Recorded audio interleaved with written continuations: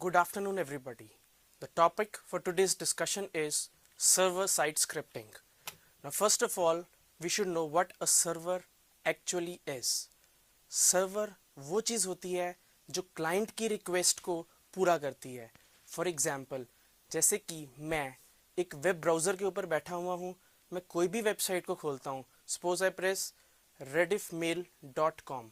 जब भी मैं उसको लिखकर एंटर प्रेस करता हूँ तो जो मेरा क्लाइंट है वो एक रिक्वेस्ट भेजता है सर्वर के पास, और सर्वर उस रिक्वेस्ट को पूरा करता है और मेरे वेब ब्राउज़र के ऊपर वो वाला पेज खुलकर आ जाता है. That is what actually is the job of a server. Client वो है जो एक रिक्वेस्ट भेजता है. फॉर एग्जाम्पल, मैं हूँ, आप लोग हैं, कोई भी है. जब भी कोई एक सिस्टम पर बैठकर एक रिक्वेस्ट भेजता है, कोई भी साइट खोलता है, उस चीज़ को हम क्लाइंट कहते हैं. और एक जो रिक्वेस्ट आती है, ये रिक्वेस्ट मेरे सर्वर के पास जाती है और सर्वर का काम है उस रिक्वेस्ट को पूरा करना. अब जो सबसे बड़ा क्वेश्चन आता है कि मुझे सर्वर साइड प्रोग्रामिंग की ज़रूरत क्यों पड़ी. सर्वर साइड प्रोग्रामिंग की ज़रूरत इसलिए पड़ती है क्योंकि कई बार मेरे को बहुत ज़्यादा प्रोसेसिंग करनी है या मुझे क्लाइंट्स के साथ बैठकर कम्युनिकेट करना है. जब भी मुझे डिफरेंट क्लाइंट्स के साथ बैठकर दूर जगह पर कम्युनिकेट करना है तो उसके लिए मुझे एक मीडियम की ज़रूरत होती है और उस मीडियम को मैं सर्वर कहता हूँ. Now, server side scripting methods. There are basically 4 methods. First one is CGI, that is Common Gateway Interface. Next is servlets. Then is JSP, Java Scripting Pages. And then is ASP, Active Server Programming. Before moving on, I would like to discuss there are two main pages. One is my static page and other one is my dynamic page. Static, नाम से ही पता चल रहा है, static होता है fixed. इसके अंदर जो मेरा सर्वर है, सर्वर रिक्वेस्ट जो मेरा वेब ब्राउज़र है वो रिक्वेस्ट भेजता है सर्वर के पास. सर्वर के ऊपर वो पेज ऑटोमेटिकली लोडेड है, पहले से ही पड़ा हुआ है. वो रिक्वेस्ट को पूरा करता है मेरा सर्वर, उस पेज को एज इट इज़ उठाकर मेरे वेब ब्राउज़र के अंदर डिस्प्ले करवा देता है. This is the job of static page. मतलब मेरा पेज फिक्स्ड है, उसके अंदर कोई चेंजेस नहीं होंगे उस समय. एक ही बार वो फिक्स्ड पेज मैंने सर्वर के अंदर डालकर रखा हुआ है. Then comes my dynamic page. Dynamic page वो वाला पेज है जब मेरा वेब ब्राउज़र रिक्वेस्ट भेजेगा सर्वर के पास, सर्वर वहाँ पर कुछ एक कॉम्प्यूटेशंस करता है उस रिक्वेस्ट को लेकर और वापस मेरे को रिटर्न कर देता है एज एन HTML फाइल. इसका सिंपल सा हम एग्जांपल लेते हैं. फॉर एग्जांपल कि जिस तरह से हम लोगों ने रेडिफ मेल के अंदर अपना अकाउंट बनाना है. अब मुझे अकाउंट बनाने के लिए सबसे पहले rediffmail.com खोलूँगा, उसके बाद मैं न्यू यूज़र साइन अप की ऑप्शन पे क्लिक करूँगा. जब मैं उसको क्लिक करता हूँ तो मेरे पास एक फॉर्म खुलकर आ जाता है. उस फॉर्म के अंदर मैं सारी एंट्रीज को फिल करूँगा. फिर उसके अंदर एक ऑप्शन होती है कि आप यूज़र आईडी क्या चाहते हैं, मैं वो वाला यूज़र आईडी फिल करूँगा. अगर एक वहाँ पर चेक अवेलेबिलिटी की भी ऑप्शन है, जब मैं चेक अवेलेबिलिटी पे जाता हूँ तो वो रिक्वेस्ट जाएगी सर्वर के पास. वो चेक करेगा क्या इस नाम का मेरा यूज़र आईडी अवेलेबल है कि नहीं है. अगर होगा तो it will give me an okay message. अगर नहीं होगा तो इट विल गिव मी कि there are some more options that I can choose. तो इस तरह के पेजेस ये डायनामिकली क्रिएटेड पेजेस होते हैं. इनकी हेल्प से इनके साथ मैं सर्वर साइड स्क्रिप्टिंग को यूज़ करता हूँ. जब भी मुझे इन पेजेस को बनाना है तो मैं सर्वर साइड स्क्रिप्टिंग मेथड्स को यूज़ करूँगा. 4 बेसिक मेथड्स हैं. First one now we will be discussing is CGI. CGI जो होता है it is a standard programming interface है. ये बना गया है ताकि वेब सर्वर के साथ अच्छी तरह से मेरा कोऑर्डिनेशन हो सके और मैं अपनी वेबसाइट को एक डायनामिक लुक दे सकूं. CGI जो है ये सिर्फ एक प्रोग्रामिंग लैंग्वेज नहीं होती है, ये काफ़ी सारे प्रोटोकॉल्स को मिलाकर बनाई गई है. प्लस इसकी जो सबसे बड़ी एडवांटेज है it can be implemented in any language. मतलब मैं इसके लिए चाहे मैं C++ किसी भी लैंग्वेज में काम करना चाहूँ, मैं इसके अंदर आसानी से काम कर सकता हूँ। उसके बाद जो मेरा CGI का प्रोग्राम होता है ये सर्वर के ऊपर ही पड़ा होता है, वहीं पर ही एग्जीक्यूट किया जाता है और वहीं से ही जो मेरी रिक्वेस्ट है वो वापस आती है। उसके बाद है जब भी मैं CGI के प्रोग्राम को यूज़ करना है मेरे को, स्टैटिक पेजेस के केस में मैं इसको यूज़ नहीं करता हूँ, मैं इसको हमेशा डायनामिक पेजेस के लिए यूज़ करता हूँ। जब भी मेरी रिक्वेस्ट जाएगी सर्वर के पास, सर्वर उसको CGI को कॉल करेगा और मेरी रिक्वेस्ट को पूरा करेगा। ये डायग्राम आपको प्रॉपरली क्लियर कर देगा कि CGI काम कैसे करता है। जैसे ही मेरी रिक्वेस्ट जाएगी सर्वर के पास, सर्वर के पास एक CGI है, ये उसको कॉल करेगा। वो जो CGI एप्लीकेशन है एक वेब ब्राउज़र की रिक्वेस्ट को पूरा करेगी, एग्जीक्यूट करेगी और वापस सर्वर को रिस्पॉन्ड कर देगी। अब ये जो सर्वर है ये मेरा वेब पेज वापस शो करेगा मुझे वेब ब्राउज़र के अंदर। इसका सिंपल सा मैं एग्जांपल लेता हूँ। हम सब लोग स्टॉक मार्केट्स देखते हैं, मैं rediff.com प्रेस करता हूँ, वहाँ पर मनी की ऑप्शन होती है, मैं उस पर जाता हूँ, मैंने किसी भी शेयर का रेट देखना है तो जब भी मैं उसके अंदर लिखकर एंटर प्रेस करता हूँ मेरी रिक्वेस्ट जाती है सर्वर के पास। अब CGI का यूज़ होता है यहाँ पर क्योंकि जो मार्केट के रेट्स हैं वो टाइम टू टाइम चेंज होते रहते हैं, वो चेंज होते रहते हैं सेकंड्स के अंदर ही। तो मेरी जो सर्वर की रिक्वेस्ट है वो जाएगी CGI के पास, CGI मुझे बताएगी कि उस समय डाटाबेस के अंदर क्या रेट चल रहा है, फिर वो रिस्पॉन्स भेजेगी दोबारा सर्वर के पास और सर्वर जो है वो मुझे मेरे वेब ब्राउज़र के अंदर दोबारा से वो रेट दिखा देगा। इस तरह से जो मेरी एक CGI है ये काम करती है। इसका एक और एग्जांपल भी यही है कि जब भी मुझे कोई अपना नया रेडिफ मेल अकाउंट बनाना है या कुछ भी बनाना है, मैं सर्वर के पास ही रिक्वेस्ट भेजूंगा, सर्वर जो है वो CGI को कॉल करेगा, उसके बाद डाटाबेस के अंदर मेरी सारी एंट्रीज हो जाएंगी, उसके बाद CGI अगर फिर CGI रिस्पॉन्स भेजेगा सर्वर के पास और सर्वर वापस मुझे बताएगा कि मेरा जो है वेब पेज में दिखाएगा कि मेरा अकाउंट बन गया है या नहीं बना है। नेक्स्ट इज कि मैं इंफॉर्मेशन वेब ब्राउज़र के थ्रू CGI के अंदर कैसे ट्रांसफ़र करता हूँ। जब भी मुझे इंफॉर्मेशन ट्रांसफ़र करनी है वेब ब्राउज़र से CGI के पास तो मेरे पास दो मेथड्स अवेलेबल हैं। सबसे पहला मेथड है गेट मेथड और दूसरा मेथड है पोस्ट मेथड। गेट मेथड है, इसके अंदर मैं स्मॉल अमाउंट ऑफ डाटा भेज सकता हूँ और पोस्ट मेथड के अंदर मैं काफ़ी सारा डाटा भेज सकता हूँ। सबसे बड़ा जो डिफरेंस है दोनों के अंदर वो ये है कि जब भी मैं गेट मेथड का यूज़ करता हूँ तो जो मेरा डाटा है वो मेरे URL that is uniform resource locator that is जो मेरा एड्रेस है उसके साथ ही कंकैटिनेट होकर चला जाता है। लेकिन जब मैं पोस्ट मेथड का यूज़ करता हूँ तो मेरा जो डाटा है वो सेपरेट जाता है रिक्वेस्ट बॉडी के अंदर। अब जब मेरा डाटा सेपरेट जाएगा तो that means it is more secure. लेकिन जब मैं गेट मेथड का यूज़ करता हूँ तो वो एड्रेस के साथ ही मेरा डाटा चला जाता है, तो इसलिए वो डाटा जो है हर एक को विजिबल है, सब जने वो डाटा देख सकते हैं। That means it is not at all secure.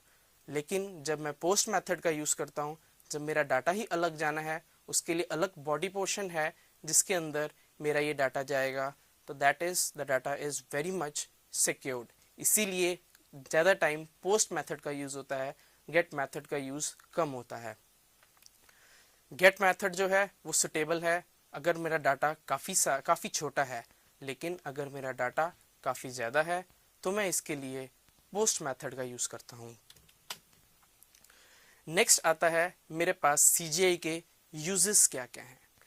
सबसे बड़ा यूज़ मैं पहले भी बता चुका हूँ, वो है फॉर्म्स के अंदर।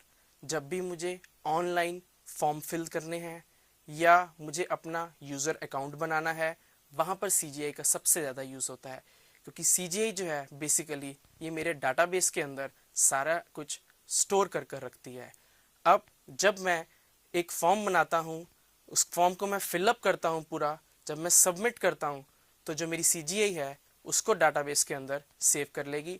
Now forms is one of the best examples where CGI is used. Then is on the fly pages. कई बार मुझे डायनामिकली वेब पेजेस क्रिएट करने पड़ जाते हैं, उसके लिए भी CGI का यूज़ करता हूँ. Then is database interaction. जब मैं डाटाबेस इंटरेक्शन यूज़ कर रहा हूँ, इसमें है कि मेरा जो डाटाबेस पड़ा हुआ है, इसके अंदर अगर मुझे कोई भी चेंजेस करने हैं या कोई भी नवी एंट्री करनी है, कुछ भी करना है, इसके लिए भी मैं CGI की हेल्प लेता हूँ. Then comes my example of further examples of CGI. एक है कैटलॉग्स. कैटलॉग्स वो होता है जिसके थ्रू मुझे डिफरेंट चीज़ों के रेट्स पता चल सकते हैं या कोई और इन्फॉर्मेशन चाहता हूँ वो भी पता चल सकती है. अब मैं एग्जांपल लेता हूँ मोबाइल फ़ोन्स का. मोबाइल फ़ोन्स के जो रेट्स हैं वो डेली चेंज होते हैं, तो वहाँ पर कैटलॉग्स काफ़ी ज़्यादा यूज़ होते हैं. मीन्स अगर मैं आज nokia.com खोलता हूँ और वहाँ पर अपने मोबाइल का रेट देखता हूँ, आज कुछ और होगा, कल कुछ और होगा, तो दैट मीन्स मेरी पूरी इंटरेक्शन होनी चाहिए डाटाबेस के साथ. तो इसके लिए भी मैं CGI का कंसेप्ट यूज़ करता हूँ. Then is search engines. Search engines जैसे कि google.com है, MSN है, ये सारे के सारे CGI का यूज़ करते हैं, क्योंकि जो सर्च इंजन का काम है वो है मेरी रिक्वेस्ट को पूरा करना. जो जो चीज़ मुझे चाहिए वो मुझे ला कर दिखाना. तो इसका काम भी जो है वो CGI की हेल्प से ही होता है. Then is logging. लॉगिंग में क्या होता है, एक सेशन बनता है कि इस टाइम मैं वेब ब्राउज़र के अंदर बैठा और इस टाइम मैं लॉग आउट कर गया. फॉर एग्जाम्पल मैं rediffmail.com खोलता हूँ या gmail.com खोलता हूँ. जैसे ही मैं लॉगिन करता हूँ, लॉगिन के अंदर मेरा एक सेशन स्टार्ट हो जाता है. The time when I log out, मतलब जिस समय मैं अपनी मेल्स वगैरह चेक कर कर जब उस सेशन से लॉग आउट कर जाता हूँ, तो उस चीज़ को मैं लॉगिंग ऑफ कहता हूँ.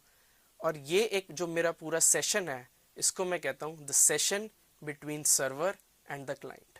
और ये मुझे ड्यूरेशन बताएगा कि कितनी ड्यूरेशन तक मेरा और क्लाइंट का इंटरेक्शन. उसके बाद आता है काउंटर्स. काउंटर्स बेसिकली हम लोगों ने काफ़ी वेबसाइट्स के अंदर देखा हुआ है कि वहाँ पर ये बताता है कि आज के दिन में कितने लोगों ने ये वेबसाइट को विज़िट किया है, आज तक कितने लोगों ने इस वेबसाइट को विज़िट किया है. तो ये सारा का सारा एक काउंटर मेंटेन रखने का काम भी मैं CGI की हेल्प से ही लेता हूँ. CGI मेंटेन करता है पूरा काउंटर कि एक वेब ब्राउज़र ने कितनी बार रिक्वेस्ट भेजी इस साइट को खोलने की, प्लस एक दिन में कितनी बार ये पेज खुला, कितने यूज़र्स हैं जो इस पेज को आज तक यूज़ कर सकते हैं. Next comes is my animation. Animation है कि अगर मैं बैठकर कोई भी एक इमेज, एनिमेटेड इमेज को बनाता हूँ या एनिमेटेड इमेज को डाउनलोड करता हूँ, उसके लिए भी मुझे CGI की हेल्प चाहिए. Then the second method is servlets. Servlets होते क्या हैं? सर्वलेट्स जो हैं बेसिकली ये मेरे पास जावा का कोड है जो कि सर्वर साइट के ऊपर हमेशा रन करता है. ज़रूरी नहीं है कि मैं इसके लिए HTTP प्रोटोकॉल ही यूज़ करूं. HTTP प्रोटोकॉल होता है हाइपर टेक्स्ट ट्रांसफ़र प्रोटोकॉल.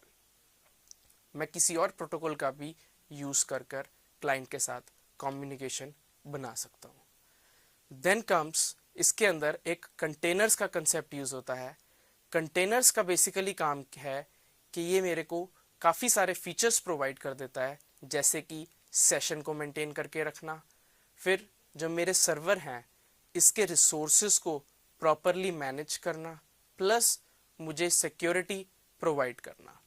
और सर्वलेट्स बेसिकली यूज़ होता है, जैसे कि CGI मैं यूज़ करता हूँ डायनामिक पेजेस को बनाने के लिए, और ये बहुत ही आसानी से मेरा कम्युनिकेशन कर देता है वेब एप्लीकेशंस के साथ. उसके बाद आता है कि मेरा सर्वलेट काम कैसे करता है. क्लाइंट साइड स्क्रिप्टिंग पे जब मैं काम करता हूँ तो वहाँ पर एप्लेट्स चलता है. सिमिलरली अगर मुझे सर्वर साइड स्क्रिप्टिंग पे काम करना है तो मैं सर्वलेट्स का यूज़ करता हूँ। इसमें है कि जो मेरा क्लाइंट है वो मेरी रिक्वेस्ट भेजता है सर्वर के पास। आपकी स्क्रीन पर पिक्चर आ रही है, क्लाइंट ने रिक्वेस्ट भेजी सर्वर के पास। सर्वर जो है उस समय सर्वलेट को कॉल करेगा, सर्वलेट उस प्रोसेस को पूरा करेगा और वापस जो है मेरे सर्वर को जो मैंने रिक्वेस्ट की थी उसका रिस्पॉन्स भेज देगा। फिर सर्वर का काम होता है कि इसको वापस भेजना मेरे क्लाइंट के पास। सिमिलरली दूसरा क्लाइंट बैठा हुआ है, वो दोबारा से रिक्वेस्ट भेजता है, फिर दोबारा से सर्वलेट कॉल होता है, सर्वलेट उसको एग्जीक्यूट करता है, वापस भेज देता है मेरे सर्वर के पास, और सर्वर जो है वापस दोबारा से मेरे को एक वेब ब्राउज़र की फॉर्म में HTML फाइल मेरे पास वापस भेजता है, जो मैं अपने वेब ब्राउज़र के अंदर देख सकता हूँ। जो सबसे बड़ा एडवांटेज मेरे पास होता है सर्वलेट्स को यूज़ करने का, वो ये होता है कि CGI के अंदर मेरे को बार बार CGI को कॉल करना पड़ता है, लेकिन सर्वलेट्स जो है मेरे एक ही बार कॉल होते हैं। मतलब एक ही बार मैं इसको ऑन करता हूँ, जितने प्रोसेस मैं चलाना चाहूँ मैं सर्वलेट्स के अंदर चला सकता हूँ।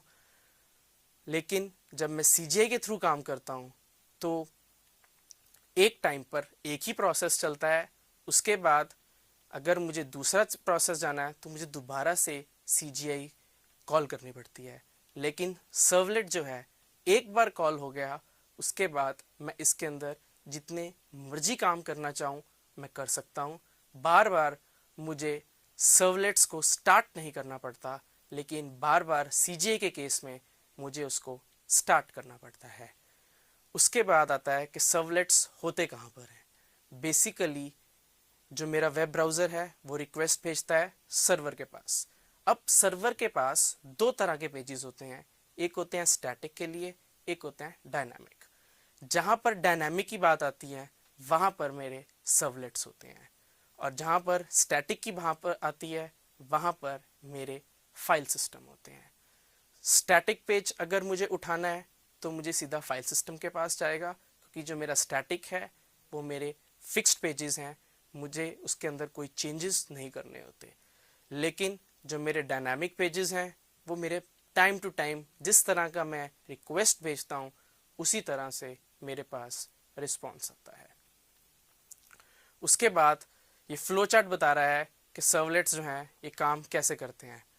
देखो, रिक्वेस्ट जाती है सर्वलेट के पास, वो चेक करता है क्या ये जो मेरा सर्वलेट है ये लोडेड है कि नहीं है। अगर मेरा सर्वलेट इस समय लोडेड है तो फिर वो चेक करेगा करंटली क्या काम कर रहा है, करंटली क्या कोई काम कर रहा है कि नहीं कर रहा है। अगर कर